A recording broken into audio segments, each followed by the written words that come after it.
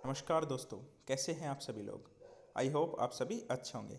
आज हम एनालिसिस करेंगे बैंक निफ्टी का कि बैंक निफ्टी को मंडे के सेशन में हम किस टाइप से ट्रेड कर सकते हैं।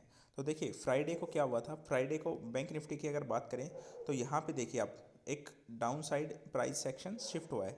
Down side price section shift हुआ है, इसका मीनिंग ये है कि बैंक निफ्टी ने कभी भी अपने लोअर हाई को ब्रेक नहीं किया। तो यहाँ से देखिए किसी भी जब लगातार एक नया लो बना के चलता जा रहा है। तो अगर यहाँ पे हम देखें मंडे के सेशन में, अगर आप मंडे के सेशन में देखें बैंक निफ्टी के लिए हमारे बेस्ट ट्रेड बनेगा इस रेंज में।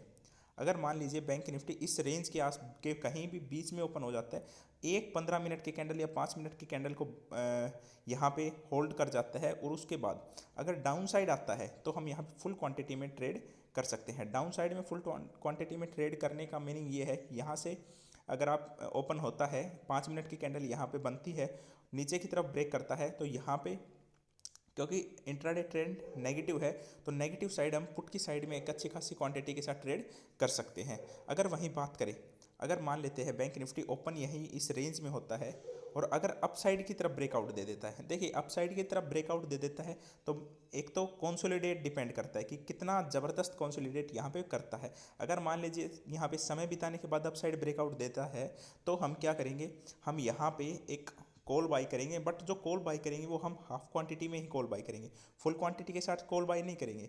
अब यहाँ से देखिए आप यहाँ पे फर्स्ट टाइम रेजिस्टेंस 40,200 के आसपास रेजिस्टेंस ले सकता है।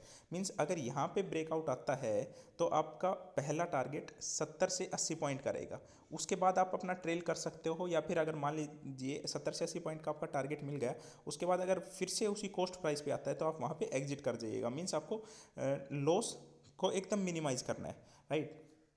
अगर मानते हैं, मान लीजिए ये तो एक रेंज हो गया। अगर मान लेते हैं कल bank Nifty gap up open हो जाता है, तो अगर bank Nifty gap up open हो जाता है तो यहाँ पे हम देखेंगे एक रेड कैंडल का। मीन्स अगर मान लेते हैं कि अगर बैंक निफ्टी की पहली 5 मिनट की कैंडल एक रेड कैंडल बन गई, तो अब यहाँ से आपको क्या करना है, यहाँ से आपको वेट करना है। और अगर मान लेते हैं रेड कैंडल बन जाती है और इसका लो साइड ब्रेकआउट दे देता है, तो आपको इसका हाई का स्टॉप लॉस लगा के आप इसको ट्रेड को इनिशिएट कर सकते हो, ठीक है। अगर मान लेते हैं यहाँ पे bank Nifty gap up open हो जाता है और कोई इस टाइप की इन्वर्टेड हैमर टाइप की कैंडल नहीं बनती, तो आप वेट कीजिएगा रेंज बनने का। अगर यहाँ पे रेंज बनती है और अगर अप साइड ब्रेकआउट देती है, मान लीजिए इस लेवल के अप साइड ब्रेकआउट देती है, इस लेवल के मीन्स 40,400 से ऊपर के एक रेंज बनने के बाद अप साइड ब्रेकआउट देती है, तो आप उसमें फुल क्वांटिटी के साथ कॉल बाई करके चल सकते हो। अदरवाइज हमारा व्यू रहेगा यहाँ पे एक रेंज बने, कंसोलिडेट हो और अगर डाउन साइड की तरफ जाए तो यहाँ पे आप पुट में ट्रेड कर सकते हो। अगर देखिए मान लीजिए डायरेक्ट यहाँ से चला जाता है, मान लीजिए बैंक निफ्टी यहाँ पे चला गया और इस टाइप से लगातार कैंडल बनती जा रही है बनती जा रही है, तो हम यहाँ पे किसी भी कैंडल में इनिशिएट नहीं करेंगे। मीन्स हमारा ये कि एक रेंज बने तो ब्रेकआउट दे, या फिर एक प्राइस एक्शन बने तो हम यहाँ पे ब्रेकआउट के हिसाब से ट्रेड करेंगे। अगर वहीं हम बात करें, मान लेते हैं bank Nifty gap up open होने के बजाय गैप डाउन ओपन हो जाता है। अगर ज़्यादा गैप डाउन ओपन हो जाता है तो हम same condition opposite trade search करेंगे। एक हैमर टाइप की कैंडल या फिर इनसाइड कैंडल बनती है और अप साइड ब्रेकआउट देती है, तो हम यहाँ पे फुल क्वांटिटी कॉल में बाई करेंगे। अगर यहाँ पे एक रेंज बनती है और रेंज बनने के बाद अपसाइड मोमेंटम देता है, तो भी हम फुल क्वांटिटी कॉल के साथ बाई करेंगे।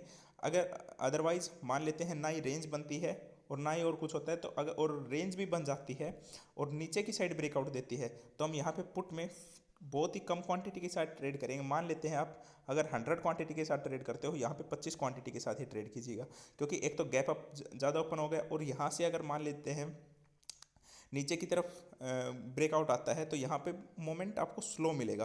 तो ऑप्शन सेलर के लिए तो यहाँ पे फ़ायदा है, बट ऑप्शन बायर को मोमेंटम एकदम फास्ट चाहिए होता है, तो वहाँ पे आपको थोड़ा सा प्रीमियम डिके मिल सकता है। तो इसलिए यहाँ पे आप एकदम कम क्वांटिटी के साथ स्ट्रिक्ट स्टॉप लॉस के साथ ट्रेड कर सकते हो।